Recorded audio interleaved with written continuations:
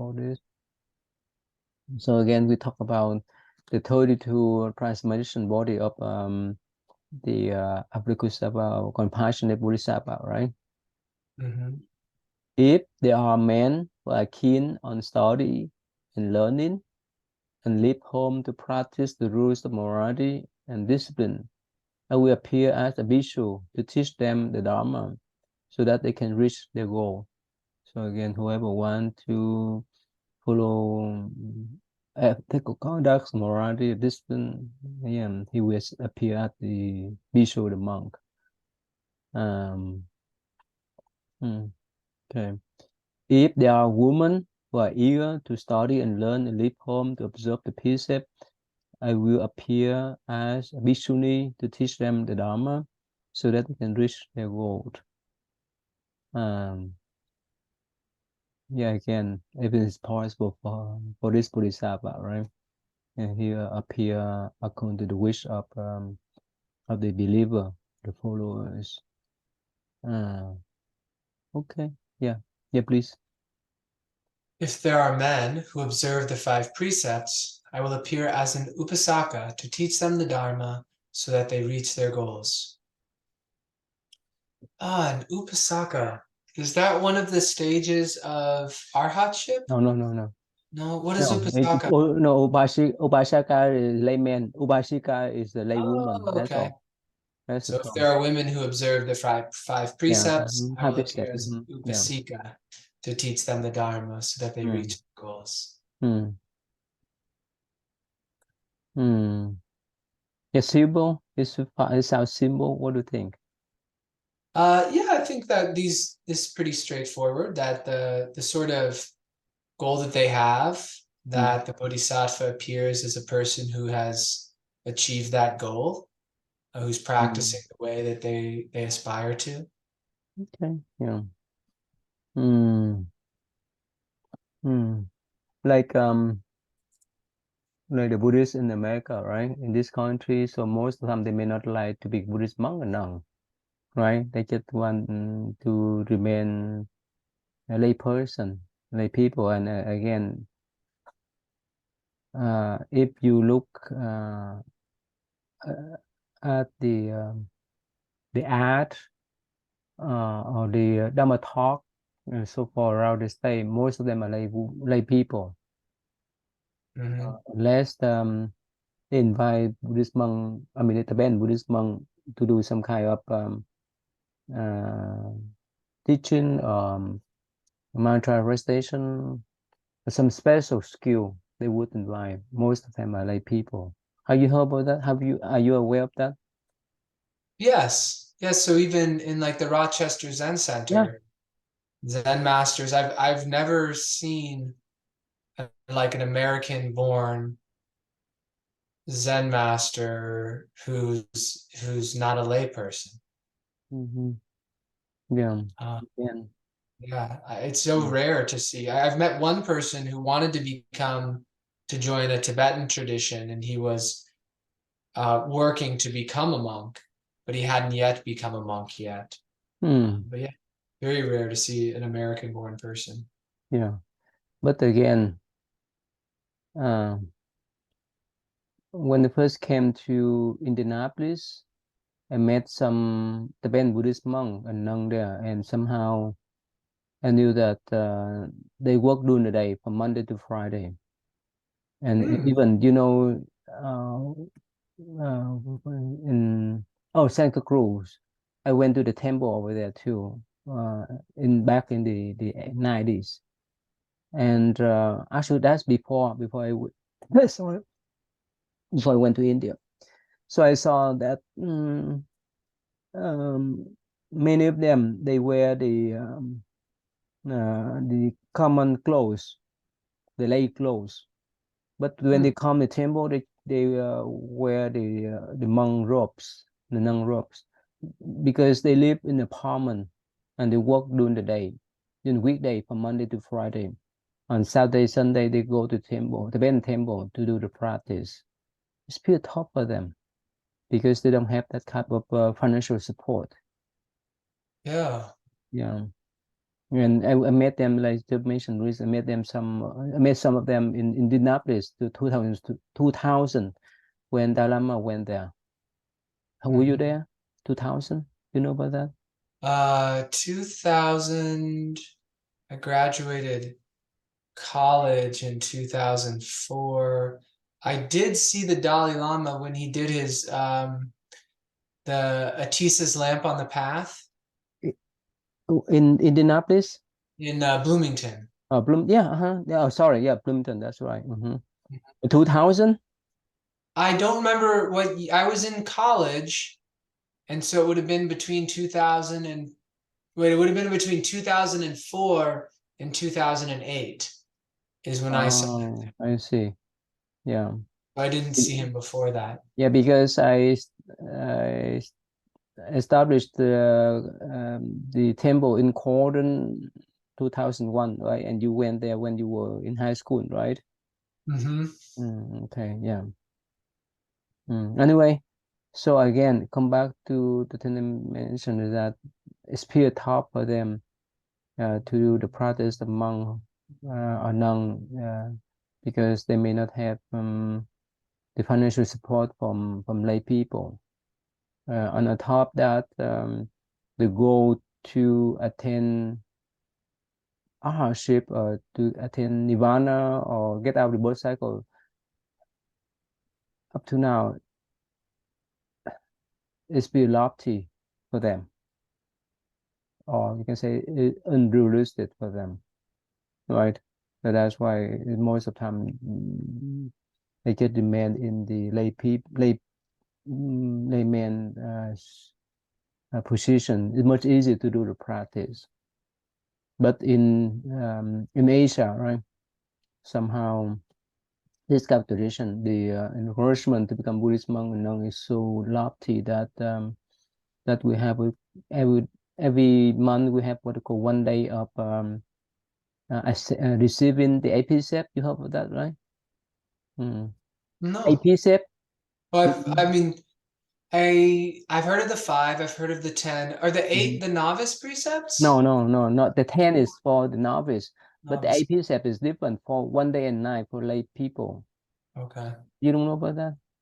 No. I So mean, I've heard of the practice of taking on yeah, precepts for a short period, but not the eight. yeah. So the five precept, that's the basic one, plus the precept that you're not supposed to eat afternoon, you're not supposed to lie down on high bed, you're not supposed to wear the perfumes or wear the flower about your around your body, fancy clothes and so forth, to keep uh, yourself as humble, as simple. That the eight precept, 1 day and night. So that is the what you call the novice in training, you can say that, for the lay people that the Buddha provide that kind of a precept. Because during the day again, yeah, the lay people like you so busy and they don't have time to stay in the monastery or temple to do the practice. So the Buddha provide that kind of a precept and what they call novice in training for 1 day and night. Mhm. And of course, after that, you can go back to do the work. You can go back, mm, yeah, as normal person. So for lay people, as much as they do that kind of novice in training for this for accepting the AP step, eventually they like to be a novice. Uh, and of course that the stepstone to be Buddhist monk or nun. This is in both tradition, in Mahayana and Theravada tradition. But of course in the West it's different. The goal is not to get out of the birth cycle or uh, just attain nirvana. The goal is just calm the mind to have happy life. That's all. Mhm. Mm, yeah. Okay. Uh, uh, oh, okay. How about you? What do you think about that? If we forget the lofty goal that to get out of the birth cycle, we focus on the practical sense in this mundane life, in this modern society, modern times. So what do you think? Yeah, well, I have thought about that Mm. because to me it does seem lofty. Mm-hmm. And it's already like nirvana is already a an intermediate goal. Mm-hmm. And so it's like, oh man, even the intermediate goal seems like, ah, is that achievable for me in this life? Um, and so it seems like, well, just like nirvana is an intermediate goal for Buddhahood, well, perhaps there's, even like steps before that. Mm-hmm. And given the age that we're born in and the location that we're born in, it's probably in some sense like it's probably related to our karma and our consciousness and our readiness to really fully apply the teachings. Where like any of us, I think, can, but probably just given our past karma, distractions we had in the past, choices we made, we'll probably find ourselves in a situation where distractions are still there. Mm-hmm. It's easier to keep making the same sort of choices. Yeah. Excuse me. Um, Yes, let me sit down here. Yeah.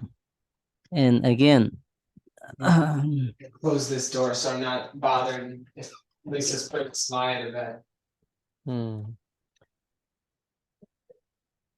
mm, so no matter what, would I say that whether we are lay person or we are remain lay life or the monk life. So whenever Maitreya Bodhisattva appear as Buddha here, over we see him again,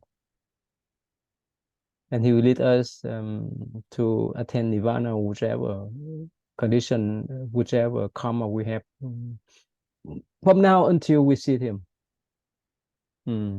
Yeah. How many millions of years is that? Um, 576 million years, because Right. Yeah. one day and night up there is about. I just spoke with Dr. Michael about 400 years here, and the Okay. lifespan up there is 4,000 years. So in total, 576 million years. That's their lifespan, Yeah. and he will come down around that times. For us, Okay. it's still long, but if we see in long term, let's say we die, we born, we die, we born, we die, and so for so many times until we get there, until that the time is ripened so that he come down. Mm. Well, yeah, and I think as I see in my life that having appreciated the teachings to a certain extent, life becomes easier and Mm-hmm. there is less suffering. And so my hope would just be that continues throughout those lifespans because it's already okay. Yeah. Like the sufferings that I have, the teachings that I know are able to alleviate them.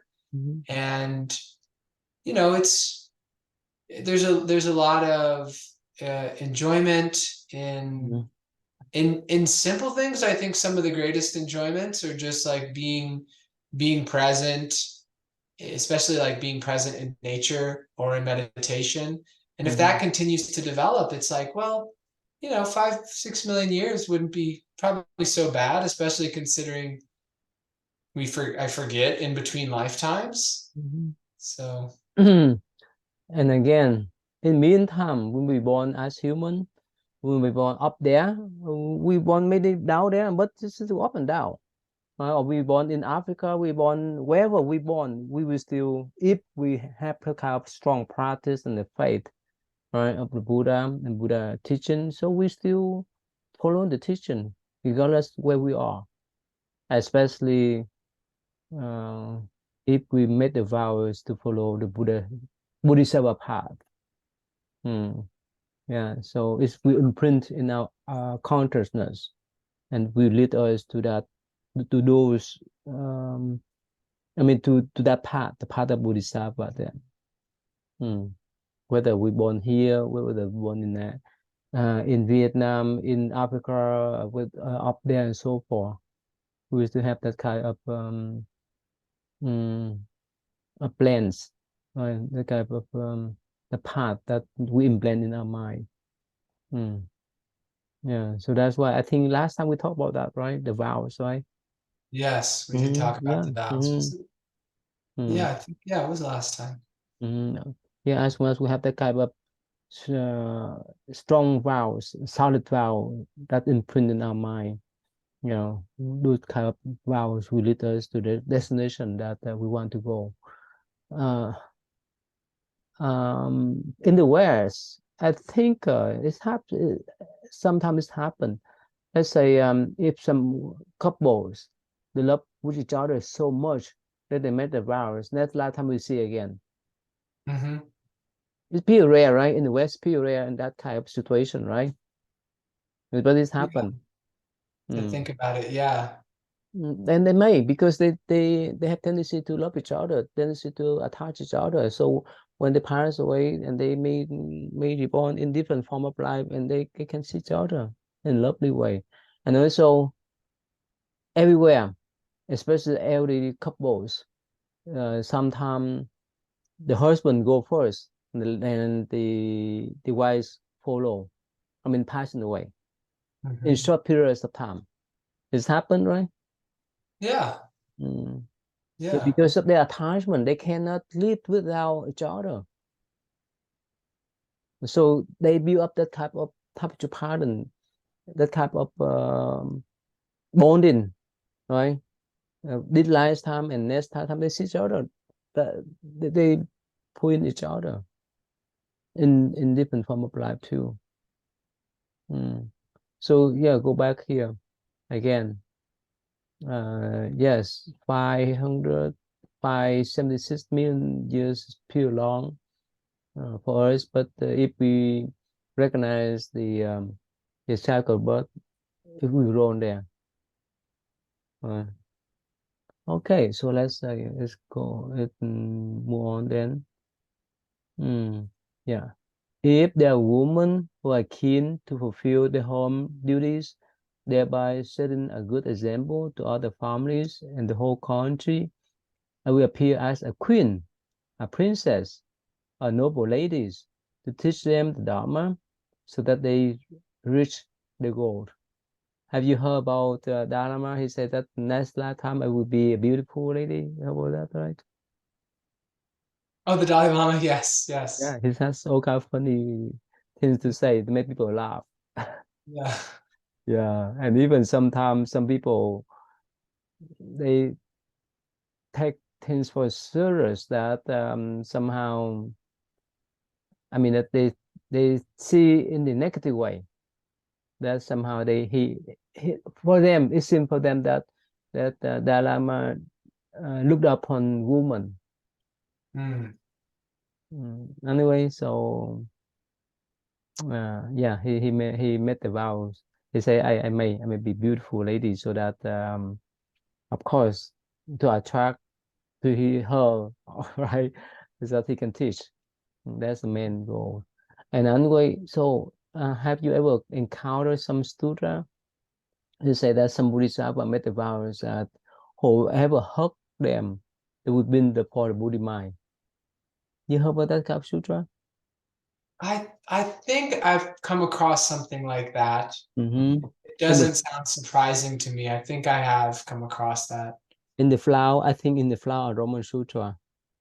Yeah, and the Buddha said would not mind, right? Even they comfort them, even they give them that type of attention, that kind of love, so that they can bring for the Buddha mind. Yeah, and vice versa, right? Someone, whenever we see them somehow, we want to run away from them, or we don't want to do something, right? So this is normal. It's normal in our Buddhist view. Mm, yeah. Okay. So that is yeah. If there are young men who are chaste, I will appear as a celebrate youth to teach them the Dharma. so that they reach their goal. Yeah, any form of life, any, yeah. Uh, in Buddhism, this kind of term celebrate youth. You heard about that? This is so important. Well, You I heard about know this term? celibacy. It's just a Yeah. young person who is, remaining celibate. hmm Mm. But in Buddhist view, as even what do you call um um Monsieur Bodhisattva. Sometimes in some sutra it said it's called he must celebrate youth because he never married then. Hmm. Mm. Yeah, that's the term. This is the popular term in the Mahayana Buddhist Sutra, especially in the Flower Dharma Sutra. Then, Oh, okay. yeah. Mm. Okay. Yeah, please. If there are young women who are keen to avoid carnality in order to preserve their virginity, I will appear as a maiden to teach them the Dharma so that they reach their goals. If there are gods who wish to be freed from bondage in their realms, I will appear as a deva to teach them the Dharma so that they reach their goals. Mm. Yeah. It's a continuing of the same theme. Mm. I think the young woman one is very similar to the young man one. Uh, and then the God ones, maybe it's referring to like the bondage of pleasure, Mm-hmm. Yeah. that it can be just as like the cycle of seeking pleasure and receiving pleasure and then seeking can Mm. be endless. Yeah. I just spoke with Dr. Michael before we have class here about the three realm of existence. Right? In human realm, right, we need to have a union of male and female in order to produce the offspring to the child, right? In certain type of God's level, heavenly levels, that some God they just hold the hand each other. That's could uh, create the offspring. And in some levels of heavenly beings, whenever they look at each other in the uh, in the lovely way, in the attached way, right? At that moment, they produce offspring. Yes, I heard Yeah, of that you before. heard about that? Mm-hmm. Yeah. Mm. Yeah, the attachment to the pleasure is so subtle. That's why they live long. They live longer than us. Mm. Mm. Yeah. Okay. If they are dragon, let's see here, who wish to be free from bondage in the realm, will appear as a naga to teach them the dharma so that they reach their goal. Yeah, definitely. Dragon is one of the most popular Dharma protectors. Animals, aspicious animal in the East, but in the West, dragon is like the evil one, right? Usually in like classic mythology, there are some good dragons though, and Oh, really? some of the more contemporary stuff. There's a lot of the books my daughter reads. Mm-hmm. Dragons, there's a lot of really good hero dragons. Hmm. Yeah. Uh, hmm. Yeah. We have the dragon in front of the Buddha, in front of the temple, right? Yeah, they don't they run down the sides of the stairs. Mm-hmm. Yeah. And then Avalokiteshvara stands on a dragon frequently. Mm-hmm. Yeah. So yeah, probably it's a strength for them, but anyway, if they are yaksha who wish to be free from bondage in the realms, I will appear as the yaksha to teach them the dharma, so that they reach their goal. You know yaksha, right? Yeah, yakshas, they are generally pretty vicious. Mm-hmm. They're like demon-like Yeah. creatures. usually like feed on human flesh or poison Yes. creatures, and Mm-hmm. they're really voracious, and even once they've eaten their fill, they're still very violent and aggressive, and yeah. Mm. And the flies pew quick. Mm. Yeah. And also you know the story of the first wife and the second wife. You heard about that story before? The first wife and the second wife. Mm-hmm. So one man he got married with two wives, right? And Okay. so the first wife could not get pregnant, uh, and so she's jealous toward the second wife. So Hmm. whenever a second wife got pregnant, the first wife tried to kill the unborn child Mm. so many times. Eventually, the second wife knew that, and the last one that somehow the first wife poisoned her and unborn child before the second wife passed away. She vows that um, from now on I will follow you forever to revenge. You Mm. heard of the story? No. No. So so the next life, the first wife will be the hens, and the second wife is the cat. So whenever the hen got a chick, the cat eat them all. Mm.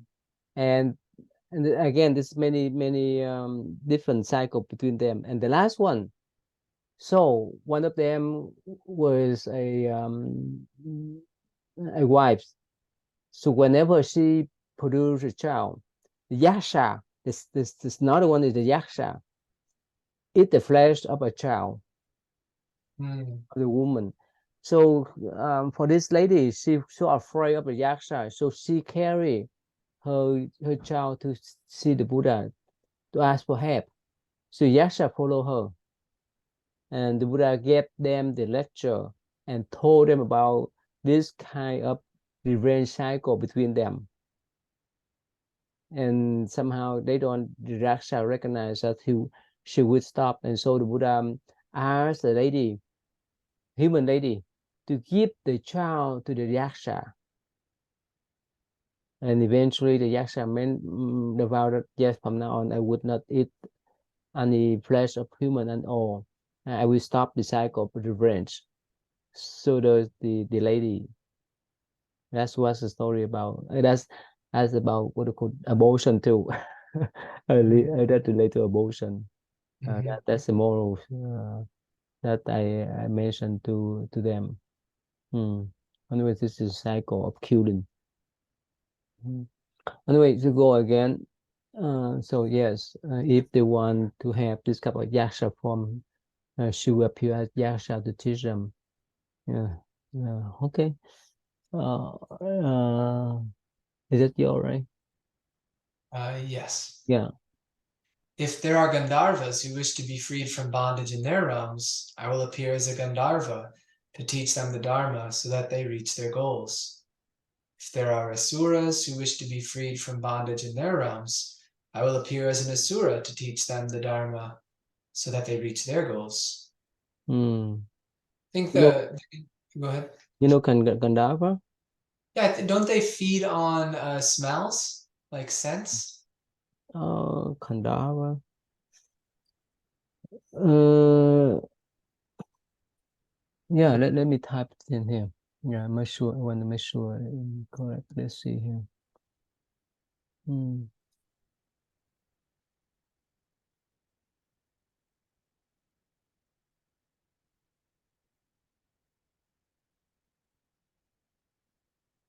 My mind is so dark.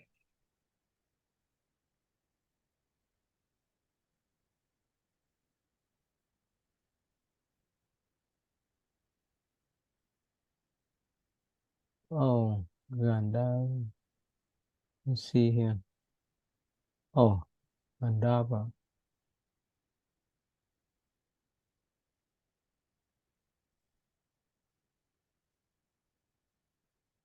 Oh,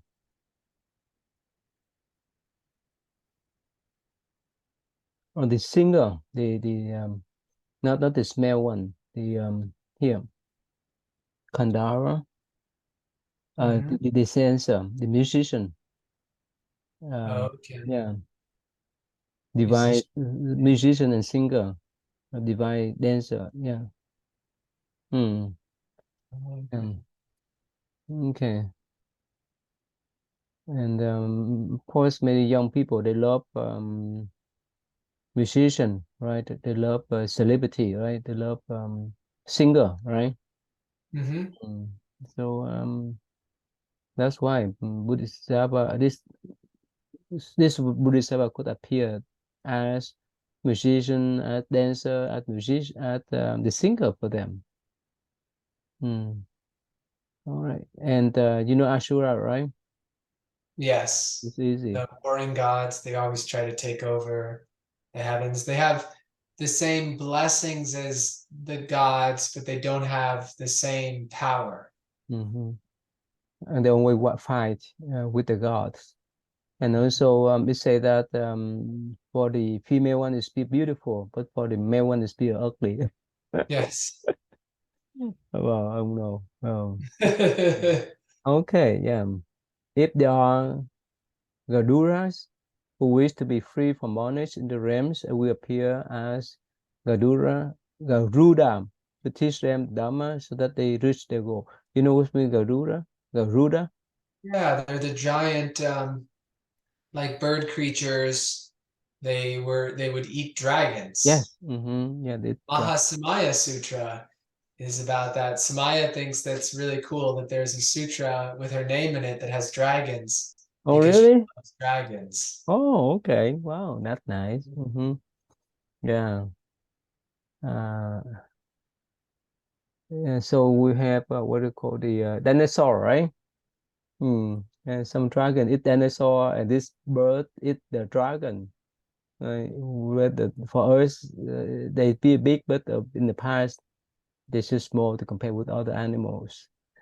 Okay, so if there are Kinaras who wish to be free from the bondage to the realms, I will appear at Kinara to teach them the Dhamma so that they reach their goal. You know Kinara? Kinara? Yeah, Kimnaras, they are don't they're like they have bird legs and they really like dancing, I Yeah, it think. kind of, yeah, let's see, Kindara. Okay, a ritual in Hindu Buddhism, part human, part bird. Um, ah, I yes, I think uh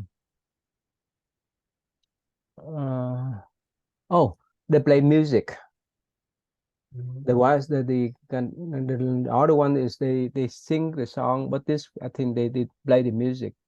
Oh, okay. So yeah, Kandava, the singer, the musician, the heavily singer, the heavily musician, but this one is the Kanara. They play the music. They play heavily music. And so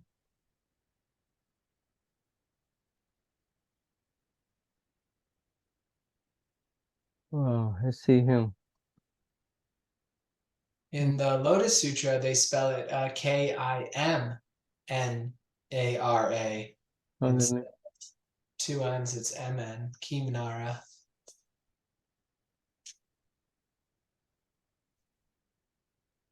Um, Ooh. yeah.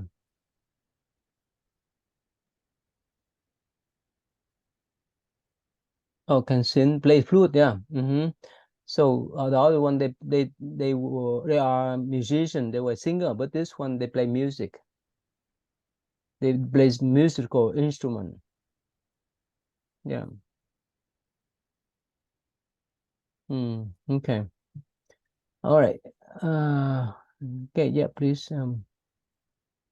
if there are Mahoragas who wish to be freed from bondage in their realms, I will appear as a Mahoraga to teach them Dharma so that they reach their goals.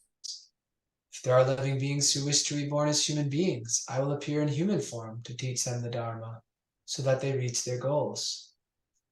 Mm. Um, a Mahoraga, I don't remember what a Mahoraga is. Mm. Probably I could type it. Probably the big snake. Let's see here. Oh, okay. So like a Naga, but Yeah,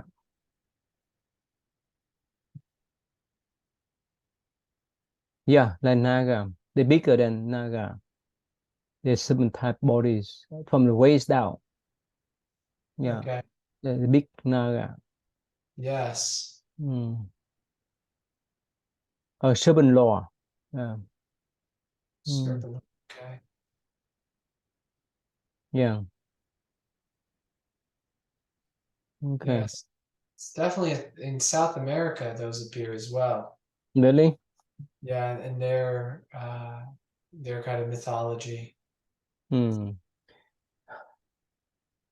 So since yeah, we could see the skeleton of the dinosaur.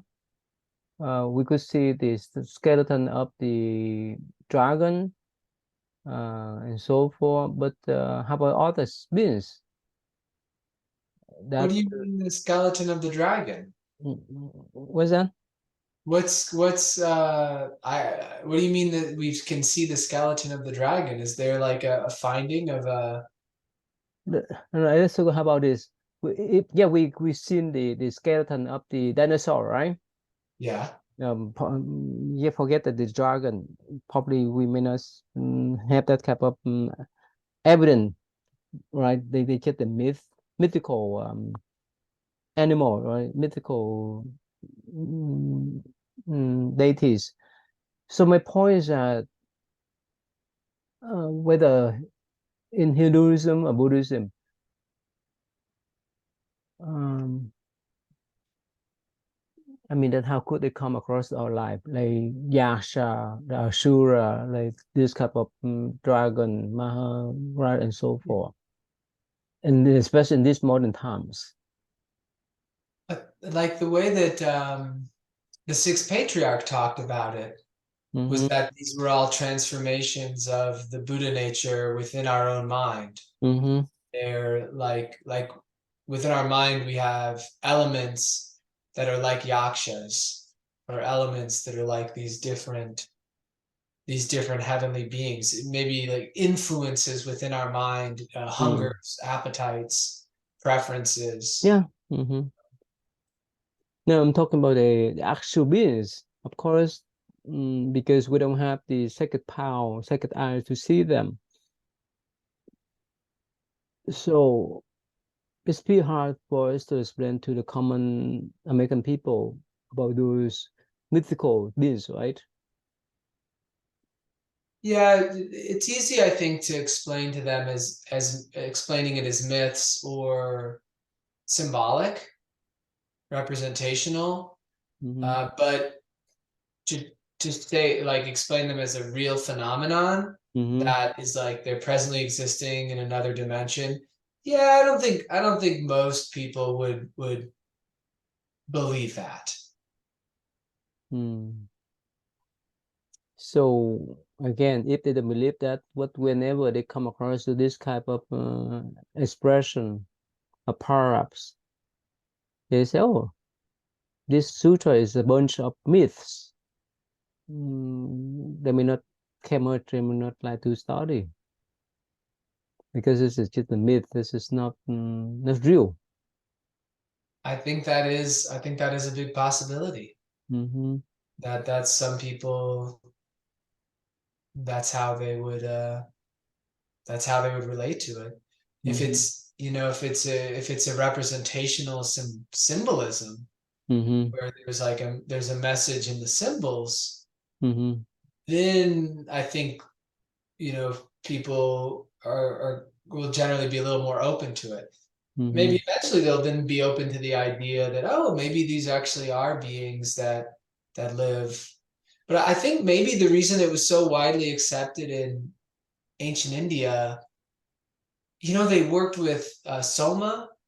You know about soma? That soma was like it was a mixture of plants that would give people like a broader vision. It would like say be said to like give them cosmic consciousness, where it would kind of open up some sort of like open up their inner eye to see these other things more. And so they would have experiences of these other dimensions and these other creatures. And so I think that might have informed the creation of their like like Hinduism has these same figures present in them. And you see that in like in South, I mentioned in South America, there's the Maharagas are existent there, but there's also Garuda-like figures. There's also like all of these different um, beings and spirits. The in the South American culture where they work with certain plants that you could say cause hallucinations, or other people would say cause visions. They Mm-hmm. see the same sort of beings, Mm-hmm. and people report experiences of actually talking with these beings, like communicating with them and Mm-hmm. learning things and stuff. So I think if that would be the sort of conversation where I think the tricky part would be, okay, well, then it may just go towards, okay, well, why would I learn about Buddhism? Why wouldn't I just go take those plants? And but to see like that maybe there are these other entities that do exist. Well, here, people independently around the world have experienced these sorts of entities, Mm-hmm. these sorts of beings, and they can't really save you necessarily, but there are some that could be helpful. There are some that could have negative influences, but ultimately it's our mind state that's decisive. Mm-hmm. And like even in your case, right, you work on the people energy, right? You Mhm. direct their energy to fix their physical problems. So probably not everyone believe that, right? They think Right. in the actual doctor, they just want to have the pill. Until That they is the get pill for. better. They can get better. They depend upon the pill, right? They get Yeah. better. That they get used to Well, that. once if I treat them, they can be really skeptical. Mm-hmm. But then once they get better, then they're kind of like, That's the what were you point. even doing? Like, what even? Yeah. That's the point. Even like the chakra, right? The chakra, the meridians and the Oh, nadis, yeah. right? So Yeah. so only for the subtle energy, our flesh I cannot see, but it's there over there, right there, within our body. But for common people, they will not trust us until we scan them through the machine, right? And I don't know whether in the West we have this kind of equipment, but I heard that in Japan they designed some kind of equipment that could recognize our aura when we're angry, when we're mad, when we're jealous, and so forth. You heard about that type of machine? Yeah, I know kind of two things in that area. The one that I think is most scientifically established is the magnometer. Mm-hmm. So it can sense the magnetic fields the body creates. And Mm-hmm. the magnetic fields, when they're mapped out, they look just like the chakra system, just like the auras. And then there's another one where you can I don't know how this one works. They put some sort of clip on you somewhere and another one somewhere else, and then they take a picture, and then when the picture prints, there's all these colors around you. I don't know how that works or if it's legitimate or not. Mm-hmm. Or even the lie detector, right? Oh yeah, that's a good Mm-hmm. one. And so most of the time it's correct, right? The lie detector from the FBI and, and CI, most of the time it is the correct. It's really only if someone is lying and it doesn't pick it up, it's generally because that person has trained themselves on how to beat a lie detector. Really? But for normal people, there's no way for them to escape from that lie detector. That's my understanding that it's very effective. Really? Yeah. So it's measure the heartbeat, right? It's measure about the bodily movement, right? The facial expression and so forth, right? Galvanic skin response is one of the Oh. main things too. Like the in response to like if the nervous system becomes excited, Mm-hmm. it changes how much certain pores open or close on the skin. Oh. So the skin will become more or less conductive. Oh, And okay. it's really sensitive for emotional changes. You know, the what are they called? The Scientologists. Mm-hmm. Scientologists use that. That's the thing that they use for their, they call it auditing, where they have a person hold these things, then they ask them questions and they look at a screen to see when their galvanic skin response changes.